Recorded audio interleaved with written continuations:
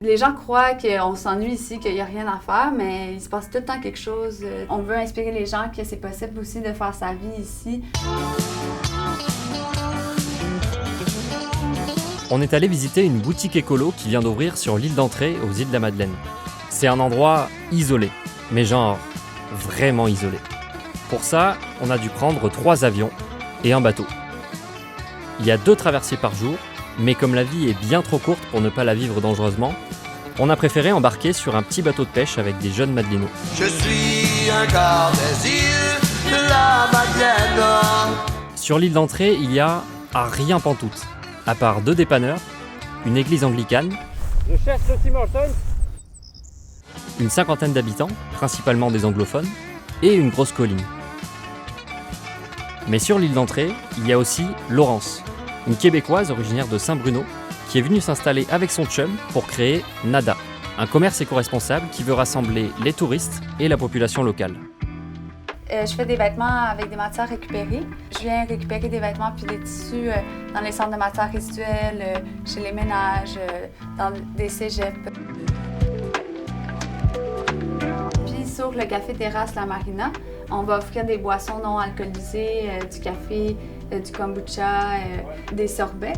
Également des petits spectacles l'après-midi, soit de contes ou de violon. Il y avait vraiment un besoin d'avoir un lieu public.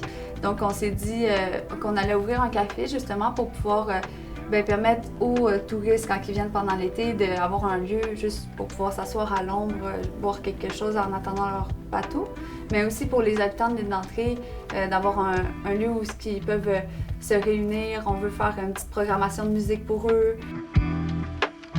C'est ça, mon chum est Madelino, fait qu'on a débarqué ici, puis on a décidé de s'installer ici. On a acheté la boutique l'année passée, en 2020, qui était un ancien casse-croûte.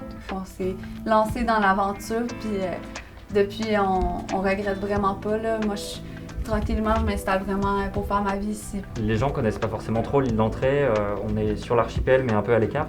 C'est comment de vivre ici? Moi, ça me fait quasiment plus penser à des lieux où j'ai voyagé dans le monde, par exemple en Amérique du Sud. T'arrives dans un village de pêcheurs, puis les gens sont juste tranquilles, gentils, tout le monde te dit salut. C'est un petit peu aussi un mode de vie de fermier là, que nous, on a. On fait un grand jardin, on a des cochons. Avec tout ce projet-là, est-ce que vous espérez tracer la voie un peu pour d'autres jeunes, peut-être qui pourraient venir s'installer ici? Ouais, c'est sûr qu'on espère beaucoup inspirer les gens à voir l'île d'Entrée pas comme un lieu juste de tourisme, d'avoir un chalet. C'est un lieu vraiment parfait pour un artiste qui a besoin de vide, de silence. On veut inspirer les gens que c'est possible aussi de faire sa vie ici.